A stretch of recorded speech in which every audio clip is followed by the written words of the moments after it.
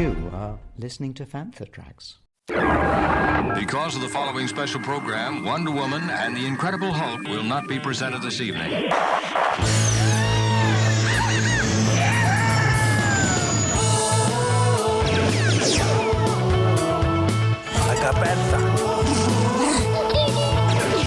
It's time to get all your Star Wars news in a single file. That doesn't sound too hard. Boom! This is Making Tracks. This is the way. Here are your hosts, Mark Newbold and Mark Mulcaster. I know these people. They are brutal. Does this look Jedi to you? That's not how the Force works. They'll never see it coming. Count me in. You're listening to Making Tracks. This is episode 217. I'm your co-host Mark Newbold, and joining me today is a man who literally defies description, which is really useful because it means they can't write his obituary, which means he will live forever. Mark, how you doing? I'm very well, and I'm alive and kicking, at least for another week. How are you, my friend? Good. I'm very good. Busy Star Wars time as always. I mean, this week's been a bit weird. We weren't able to record the past week. Yeah. And there's not been a huge amount of news this week. But before we get into the news, what have you been up to? Have you had any events you've gone to? Any craziness in your life? I mean, there's always craziness in your life. There's always craziness in my life, yeah. I mean, I've not been to any events. I tend to hibernate until really the beginning of March when it comes to trooping, just because it's wet, it's cold, it's damp and it's miserable. So, who wants to troop, when it's like that? I'm heading to Pinewood for the Futures Festival this weekend coming. It's careers industry thing, just to entice the next generation of filmmakers, but not necessarily like directors and actors and stuff. It's more about getting people into the craft, into on-set production and post-production and everything else like that. So that's really cool. I'll be there with the Rebel Legion and the UK Garrison, so that will be fun and fantastic and will be a great time to catch up with everybody. The only other big news in my life, I hit 20 years at work the other day. So 20 years, good 20 grief. years anniversary, yeah, working. Gold watch, gold carriage clock? No, not even a gold Sky remote, which I was most disappointed about. I get a hearty well done and a slap on the back and a nice voucher from Sky Sports. Got vouchers coming out of my ears. And actually, with the one from Sky Sports, it's a bit weird. I have to buy the thing first and then submit the expense. You can buy anything. If you wanted to, you could pay for 3 weeks worth of Tesco shopping. I know how much I can spend, so it's just like finding the right piece to buy, and maybe not from some random eBay seller.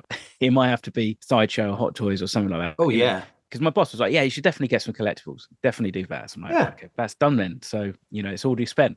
Good. How about you? Business as usual, really. But we're going to kick off with the first news piece, and it's very relevant because you've just hit a long service period. You're getting your long service award. You're going to buy 3 weeks worth of shopping at Tesco. Similarly, Warwick Davis has just kind of hit a long service award. He's been given the BAFTA Fellowship. He got it last weekend in a very emotional acceptance speech that he gave. But deeper than that, and quite apart from congratulating Warwick on this incredible honour, when you think of people who've received this in the past, you might not initially always think of somebody like Warwick Davis, but when you actually filter your way down his list of his CV, basically, the work that he's done, the films that he's worked on, it is a absolutely tremendous career that he's had. With that in mind, given what he's worked on and the influence he's had on fellow small actors, it's well deserved, isn't it?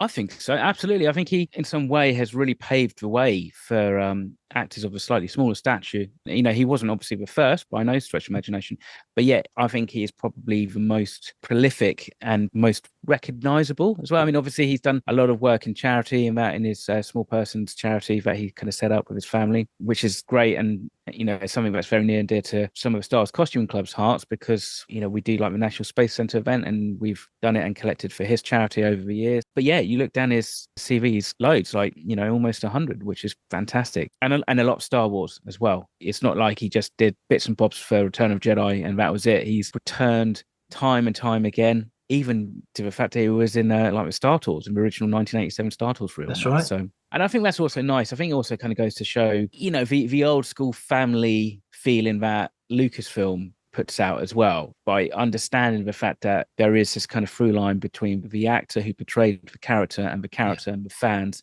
And so obviously it's always nice to get him back. More recently, he played Rook. He did the voice for Rook in Star Wars Rebels, which was like a slight departure from obviously what he normally does for the Star Wars. Congratulations, Warwick. And I think also BAFTA, that's the equivalent of our Oscars. You could probably say it's the second most important award to win between the Oscars and everything else. We know he definitely got more than he bargained for at the BAFTA award this year.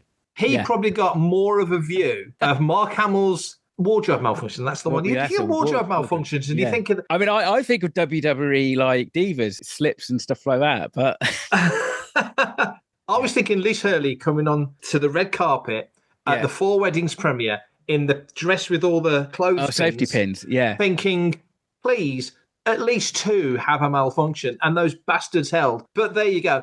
You never get what you wish for, do you? You never do. So instead, 30 years later, you get Mark Hamill introducing an award on stage and his trousers fall down. And my God, didn't they fall down? I mean, how he kept going on that turkey, that's a professional. That is probably the most impressive thing, was the fact that he carried on. In fact, he didn't even, I don't think he mentioned it. He just carried on, did, read the spiel and that. And because I saw the footage after the BAFTAs, and by which point it kind of became a story in itself. So I kind of knew what to look out for. But you do wonder if how many people would have kind of spotted out at home during the actual live presentation. It's always interesting because I think we do wonder, don't we, sometimes where these Jedi hide their lightsabers when they're not in their costumes. Well, now we know. We almost saw his hilt. I mean, that was a close call. Just the mortified look on his face, how he kept going. I've got to say, we live in an ILM world, right? There could have been a guy in a green lycra. Brian Herring could have been there. They could have comped him out. We'd have never known. But nevertheless, hats off to Hamill for not showing us everything he's about. I'm Brian Herring, BB-8 puppeteer, and you're listening to Fantha Tracks. That'll learn you. Variety, much loved, much read, have listed their 100 greatest TV performances of the 21st century. And on that list is Stellan Skarsgard. He's there, of course, for his performance as Luthen Rael in Star Wars Andor, which, of course, returns for season 2 in April. Looking at that list, there's some great performances on the list. He might agree with some, he might not agree with others. But of all the Star Wars performances that we've had this century, Mark, would you say that Skarsgard's performance as Luthen, in specifically that one episode when he has the head-to-head with Robert M's character, would you put that right up there in great, not just great performances, but we're talking Star Wars now. It's right up there in great Star Wars performances, isn't it? It's one of the best in Star Wars performances, undoubtedly. I was surprised that Star Wars even got on there. I was really pleasantly surprised. However, you tend to score them against other Star Wars performances. You don't tend to put Star Wars compared to an HBO drama or something like that. I mean, everybody knows the level of performance can be, and that's no disrespect. That's just the nature of the type of genre that Star Wars is. Yeah. So to get something from Andor, I think is fantastic. Like you even said in the article, probably the only other real one that could have been there would have been Fiona Shaw's holographic speech on the final episode of Rick's Road, where I would say, easily matches Stellan's performance. And that in itself, I think, creates a positive excitement as to what we might see and what kind of amazing performances we're going to get from Andor season 2. Exactly that.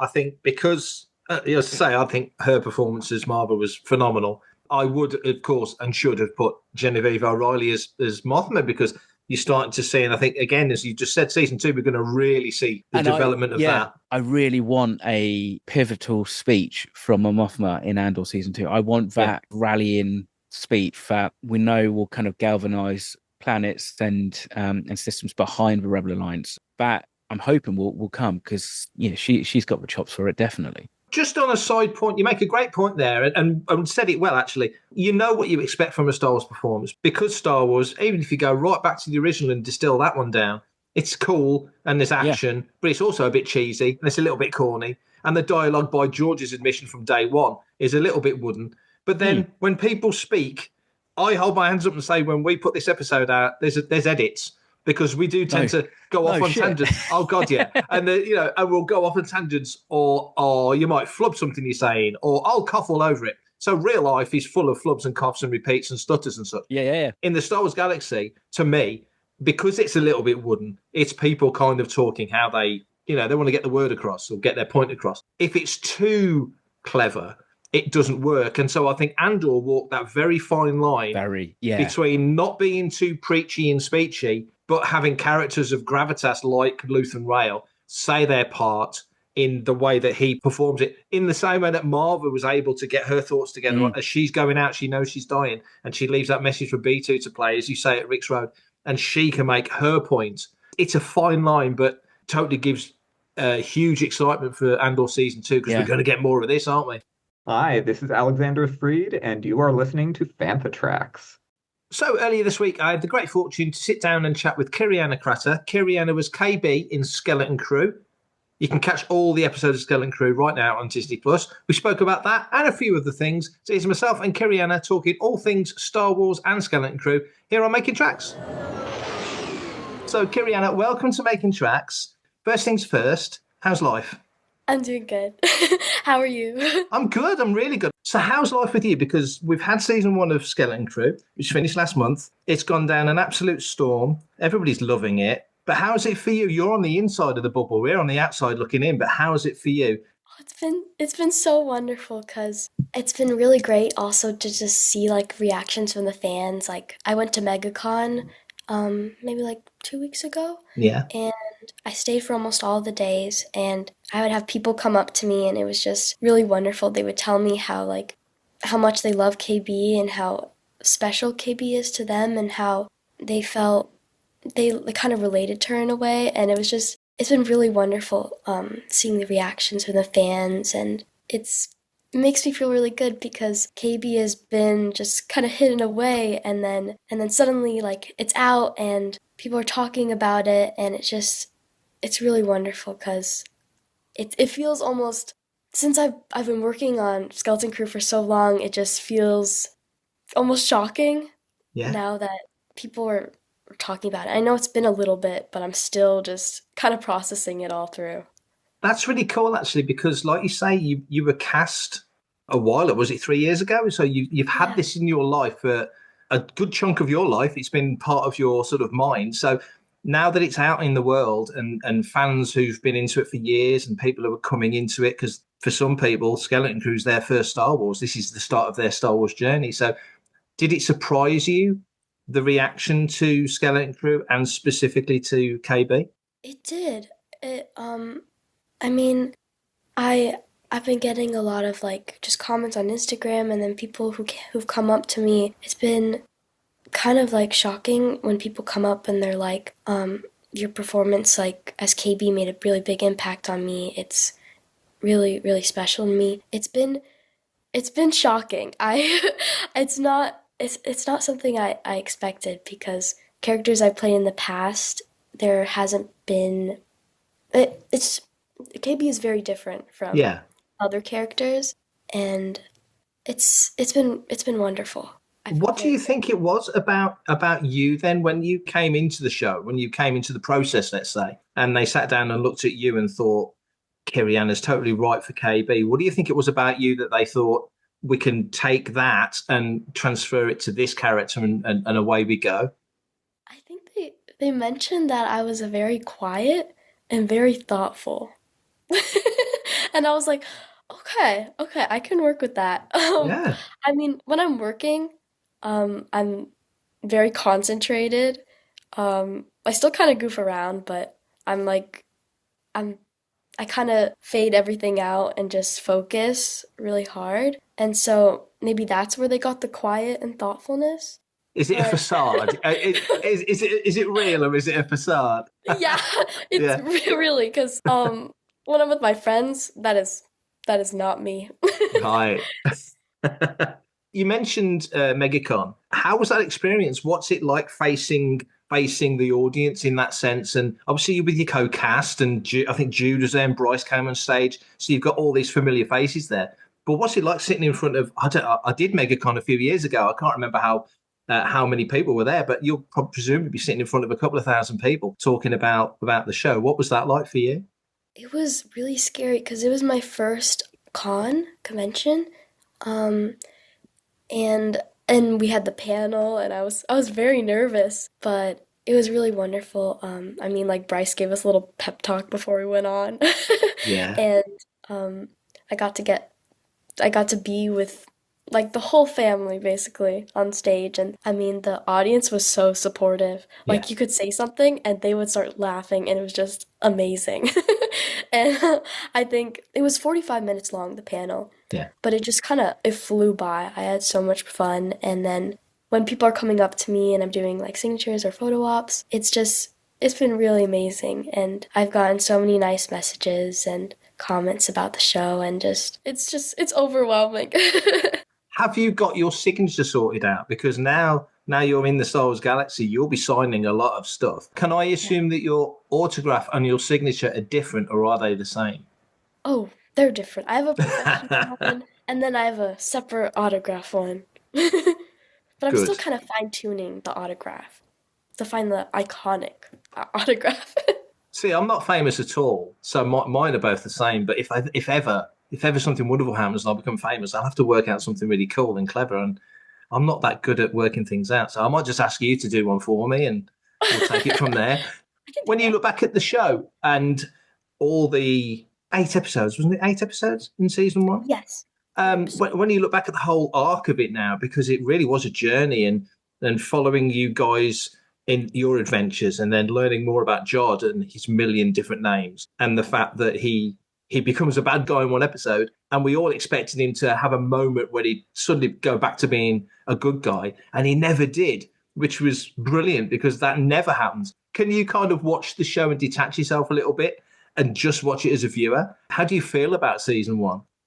Oh my gosh. I mean, I was really shocked when I read the script, and I was like, what is happening with Jude Law? And I mean, I love that they did that. Like, it kind of strays away from what they normally do. But yeah, when I was watching it, I was more of the audience, and I wasn't like, and honestly, when I saw myself on screen, I was like, KB looks so different that I was kind of like just watching her as KB and not as Kyriana Kratter, you know? But I think Jod's like Jod Nanawood, his journey is pretty crazy, and I think Jude Law did such a good job. Like, Jod has so many layers, and he's like has such a backstory that I would love to see more of. But it's very cool. Are you, when you're in a show generally, in other stuff, but specifically this, are you curious about the world that you're in and the other characters? Do you, as an actor or an actress, do you want to know that? Or can you just be your character and just focus on that? I guess in Star Wars, there's so much going on. You can't not be curious. I was so curious. I did a lot of research. I watched all the movies. I watched Mandalorian. I watched Boba Fett. I watched just everything. With Star Wars, it's hard not to not watch it, because there's just so much, and it's just such a big world. And of the other Star Wars stuff, what other stuff did you enjoy? Well, I love Grogu, of course, and then it was cool seeing Luke Skywalker young again. That was really cool, and I love Pedro Pascal. Who doesn't? Great job as Mandalorian. Yeah, he's amazing. But well, you're in the same time. You're around at the same time as Mando, so who knows? Yeah. I mean, that would be cool if those worlds crossed. But I mean, when I was watching The Mandalorian, there was points where I was like, "Wait, is this the volume? Is this what I'm going to be working on, or is this outside?" And it turns out they do outside and volume, so you really never know if they're outside or in a studio. In your career now, being in Skeleton Crew is a fantastic thing for you as an actress. So what's been the offshoot post Skeleton Crew? Have you got other stuff lined up? What's ahead for you? Well, right now, there have been auditions, there have been chemistry reads, all the actor process, but I mean, I love acting, and we'll see what happens with Skeleton Crew, but I'm very excited to see what's next. And more conventions, let's hope. We'd love you to come over to the UK. Yes. Oh, that would be awesome. I love the UK. It's wonderful. Brilliant. Well, thank you so much for joining us. Really enjoyed having a catch-up, and hopefully we'll speak again. Of course. Thank you. For everything in one location, daily news, reviews, interviews, podcasts, video, and social media feeds, bookmark FanthaTracks.com for Star Wars news 24/7, 365. we're moving well into 2025 and our eyes are on 2026 and Mando and Grogu and beyond that at the other Star Wars films that are coming our way. One of those is a film that will feature Daisy Ridley. It's New Jedi Order, as it's called at the moment. And she's been talking about her new film called Cleaner, directed by Martin Campbell, who you will know, Mark, as a Bond director. Yeah. In amongst all the conversations there, all sorts of people have asked her questions. One of them was Inverse, who asked her about her thoughts on the existing Star Wars films. And Daisy said this. She said, I feel like the Star Wars films are all political. I feel like it's the individual versus the big corporation or the big group. So I think they've always been, and ultimately I think the films are emotional in that it's good and evil, which we can all relate to very specifically in our day-to-day lives. But yes, I do feel those conversations are woven within the story, and I'm very excited to see what George does. George not being George Lucas, George being the new guy that's coming in to write the new Jedi Order film. So, first point, and there's two things we're going to talk about Daisy here. First point, Star Wars being political. It's really not rocket science. If you dig into Star Wars, not particularly deeply, there's always been, as Ben Elton used to say, a little bit of politics. What do you think of that? She's not wrong, is she? No, not at all. I mean, it's in the original trilogy, it's just kind of not quite so overtly obvious. And obviously we get to the prequel trilogy and it kind of becomes more obvious. But then it's a different time and there's a different era. And George Lucas, that's the story he wanted to tell. And he wanted to kind of make that point and say, you go with it, don't you? You just run with it. Yeah. You know, it's obviously how much you, as a viewer, do you follow it? You know, some people get quite turned off by the politics in Star Wars and other people really, really like it. So it's an angle that can kind of take it or leave it. You mentioned the prequels, and prequels came out, and they are so heavily influenced by politics. But it wasn't politics of the day. I think everybody now instantly makes analogies to what's going on right now, completely forgetting that whatever you're watching right now was probably written 3 years ago. It's been gone through, rewrite, reshoots, blah, blah, blah, blah, blah, until it gets to the screen. So Star Wars, yeah, George always said, bit of Watergate, bit of Nixon, all these elements that sort of folded in, plus all the classic sci-fi tropes of the bad guy, all merged together to make what Star Wars was. Star Wars has got that ahead of it. Daisy's not wrong in that instance. Star Wars is a little bit political. But the other thing that she said, which is also very interesting, is that I have been very involved. She was talking with Collider, and again, they asked her about the production and how it's coming on. And again, to quote Daisy, excuse me, I don't know that I'd be a producer on it, but I certainly have been very involved. I'm involved in, well, not very involved, but I'm involved in as much as I know what's going on. I know the story. I know what's going on with the script. So I'm aware of all that. And I think what's been really wonderful over the past few years is being more involved from start to finish, really coming to set, knowing this is the absolute best way we can tell this story. These are the best actors for the job. This is the best crew for the job. Having that confidence is so lovely. And it's not that I didn't have that before, but I'm much more cognizant of it now. So in that way, I'm looking forward to turning up, really knowing the ins and outs of what the journey has been, and we're arriving at the absolute best place to tell this particular story. So, as I said in the article, we will talk about it on next week's episode of Making Tracks. We didn't, because we never recorded one last week, but we're doing it now. So, Mark, good to know that Daisy's got her hands on the wheel. At least as our leading actress, it feels like she's more involved and invested than perhaps you might have thought before. What do you think? How much is she involved? How much kind of clout has she got when it comes to the hiring and firings of writers and directors? I mean, ultimately, she played Rey for those 3 films. So she would have had conversations with JJ and even Rian Johnson and probably Kathleen Kennedy at the time, just to kind of talk about the character and that. So she's best placed to inform and provide some kind of context, and maybe, you know, the writers may not have. But yeah, I mean, obviously interesting. I mean, it's always that risk, isn't it, of if you give creative freedom to the talent, are you getting the best out of the product, or is this actually fulfilling more of their desires for character?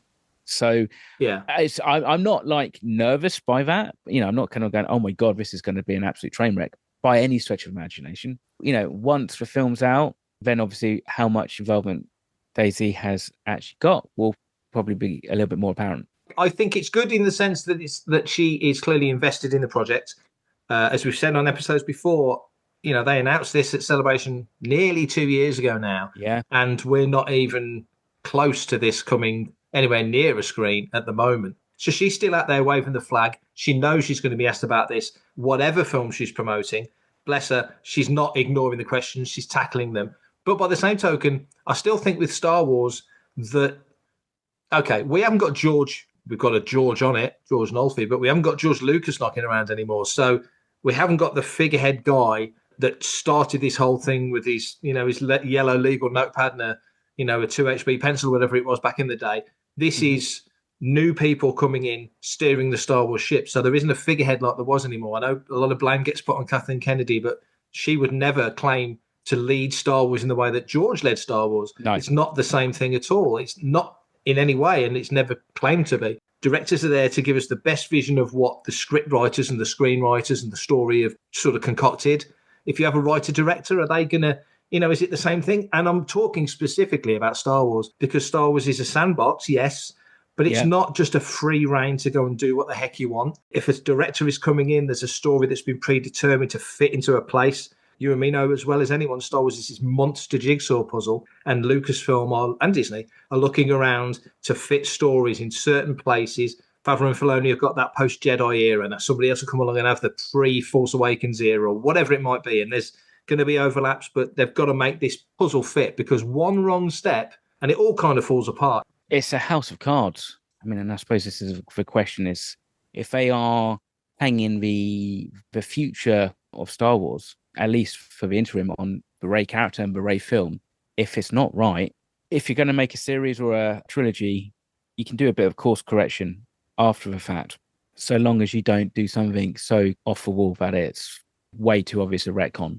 You kill off a character that then you have to kind of bring back using the Force or something. I mean, it's going to be interesting, isn't it? It's going to be an interesting time. And I think any Star Wars fan is hoping that whenever this film comes out, it does come out and it's good. And like me and you've been saying all along, we don't necessarily want Star Wars tomorrow. We just want good Star Wars. So if it takes a little bit longer, if it means it's got to develop and gestate a little bit longer before we see it, that's fine with me.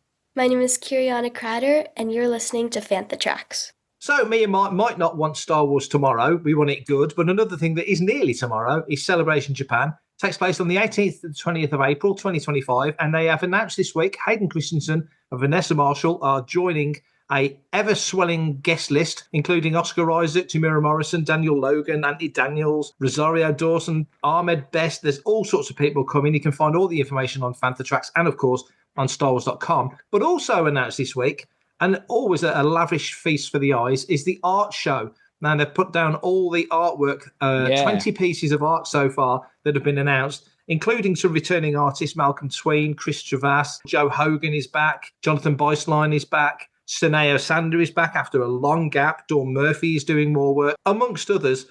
Of the artwork you've had a look at, Mark, is there anything there caught your eye? And again, you can go and check this all out on fanthatracks.com. Well. I mean, I tell you what, talk about spoiled for choice. Their Star Wars artwork pretty much scratch their itch. But for me, I've had all the Malcolm Tween prints. I don't think I got his first one, but I've had all the others. So that is coming back from Japan. I'm going to send an envoy out because I'm not going to collect it for me. The other one that really I did think about, Seth Groves' Phantom Menace, which is that the Padme one.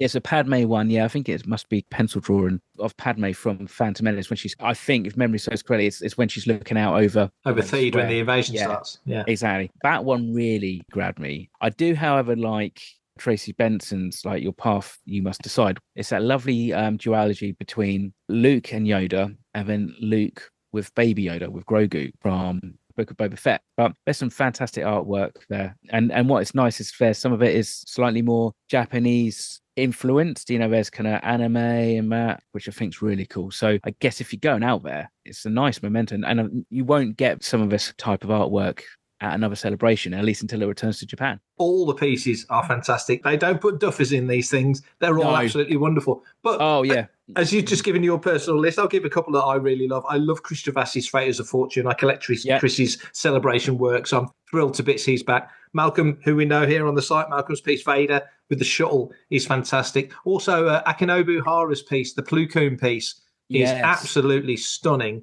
And just one that you actually mentioned a moment ago, the Tricia Benson piece, Your Path You Must Decide. I totally agree with you on that one. I think the juxtaposition with the tree, if that was thought out when they were filming that scene in Book of Boba to parallel the scene in Empire, if they did that, they're geniuses. If not, this is such a clever concept because those two things go together so gorgeously. I wouldn't put it past them. Seth Groves' piece, Phantom Menace, as you say, is beautiful. There's nothing that wouldn't look an absolute stunner on anyone's wall. So wonderful, wonderful pieces. And Dawn Murphy's piece, Angel of Naboo, I think is gorgeous as well. Pretty much most of his artwork, well, all of it, you have to pre-order, don't you? Do you feel that's a slightly missed opportunity? Because obviously there are people who aren't necessarily quite in the know, maybe first-time visitors of Star Celebration, Matt. I still have art from Star Wars Celebration London 2007. It's never been framed. It's in a tube. I've got this lovely big Dave Dorman with like Darth Vader and the AT-ATs and stuff like that. Oh, attacking, leading the charge. Yeah, it's actually quite a big piece in that, but it's amazing. And it's one of those pieces that I'm just like, one of these days I will frame it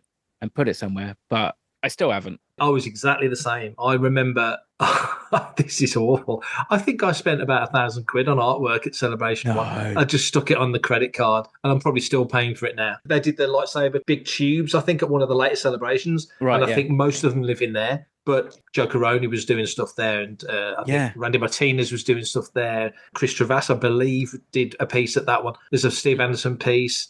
Robert Hendrickson, I think there's a piece he did of Padme with all the different Padme outfits. Matt Bush, who I've just interviewed for Starburst magazine, by the way. If you get a Starburst, my interview with Matt Bush talking about his new Aladdin film. So I'm totally the same as you. I'm definitely on this list of artwork from 2025 going to be ordering the Travas piece because I collect Chris's work. Just saying the ones I've mentioned and didn't mention Sanaya Sanders' Anakin piece, which is like insanely clever. So many good bits there.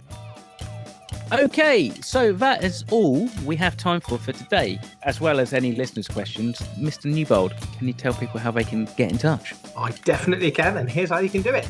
Email radio@fanthatracks.com. Head to links.fanthatracks.com for links to our social media feeds, Fantha Tracks TV and Fantha Tracks Radio. Thanks to James Semple for the Fantha Tracks intro, Blues Harvest for our Making Tracks opening music, and Mark Daniel and Vanessa Marshall for our voiceovers. New episodes drop Tuesdays and Fridays at 7 o'clock UK time. Our weekly news show, Good Morning Tatooine, goes live Sundays at 9 o'clock UK time on Facebook and YouTube. And remember, Fantha Tracks is absolutely free, so it costs nothing to stay updated on all the latest Star Wars news. And that's me done for this episode, Mark. Excellent. And I think that's just about me done for this episode as well. So thank you very much for listening, and we will be back next week. Same place, same time. So until then, stay safe, take care, and may the Force be with you. Coming up next on Fantha Tracks Radio, it's Start Your Engines. Scratch fair, itch fair, box. Don't scratch your box, not in public.